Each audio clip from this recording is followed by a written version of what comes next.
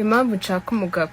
Impamvu nshaka umugore. Impamvu ya mbere nshaka umugabo, ndashaka kujya naha ngasanga umuntu yaneguriye yanekeye ibyo biri ku meza. Impamvu ya mbere nshaka umugore nuko nshaka kujya naha mu nzu ntazi uko ikodeshwa cyangwa se niyo tubamo ntazi uko yubatswe cyangwa yaguzwe. Nyine nanga gutaha nzi ko ari njye ugomba kwitekera, ari njye ugomba kwikorera ibintu byose. So impamvu nshaka umugabo nujyanye nsanga umuntu yanekeye yaneguriye ibiryo ku meza. Nyine ndashaka umuntu watuma mbaho ntahangayikishijwe n'ubukode na ba nyiri mazu. Impamvu ya kabiri nshaka umugabo, nanga kujya guhaha. Impamvu ya kabiri nshaka umugore, urumva nyine nanga kwikora mu mufuka, buriya nanga gukora ku mafaranga yanjye uko byagenda kose. Nanga kujya guhaha, ndashaka umuntu nzajya njya guhaha na nawe akagenda mfite liste y'ibyo nshaka, akagenda bihitamo, akagenda bishiramo, nyine akabitwara akanabintwaza nyine paka tugeze muri appartement yanjye.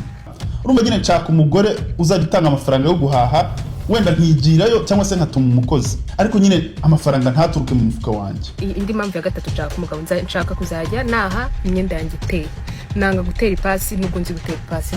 Impamvu ya gatatu nshaka umugore, ndashaka umugore uzajya unyishyura utuntu twanjye twose, akamenyera utuntu twanjye. Nurumva nshaka umugore ufite amafaranga kandi udahangayikishijwe n'uburyo nshobora kuyakoreshamo. Nanga gutera ipasi biramvuna, nshaka impamvu nshaka umugabo kugira ngo njye nsanga imyenda yanjye yayiteye yashize ku murongo. Impamvu ya kane nshaka umugabo. Impamvu ya kane nshaka umugore, ndashaka umunsi nzajya babanutse ku kazi, kwa kundi mba natashye mfite umushiha, umuntu nzajya nkubita nagira ikibazo agira.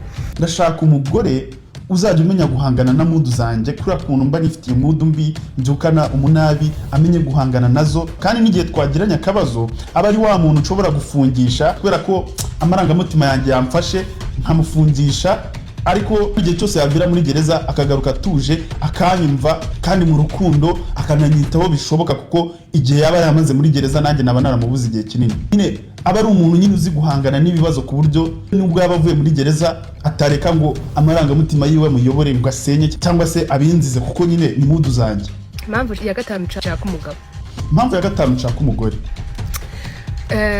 nshaka umuntu uzajya umutiva nkajya muri siporo, kubera ko ntabwo nkora siporo, nta kintu kiri healthy nkora mu buzima bwanjye. Ndashaka umuntu wenyine ushobora kunkunda uko ndi, ntanjajinge kubera ko nabyibushye cyangwa se ntakora siporo, nyine ku buryo atanampatiriza kunjyana muri siporo cyangwa muri gym, kuko anabikoze yaba ari kunshyira ku nkeke. Rero ndashaka umuntu uzajya umpa courage kugira ngo nkore ibintu biri healthy.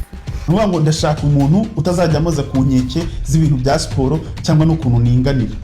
Izo ni impamvu zanjye, nimba utarimo muri izo mpamvu ndumva ibyo byose utabikora, ibyo ni ibyawe.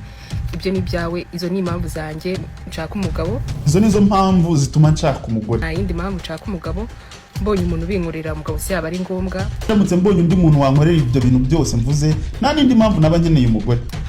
Umuntu ushaka kuzajya binkorera ntacyo, ubwo nawe namugira umugabo wanjye. Ariko abakobwa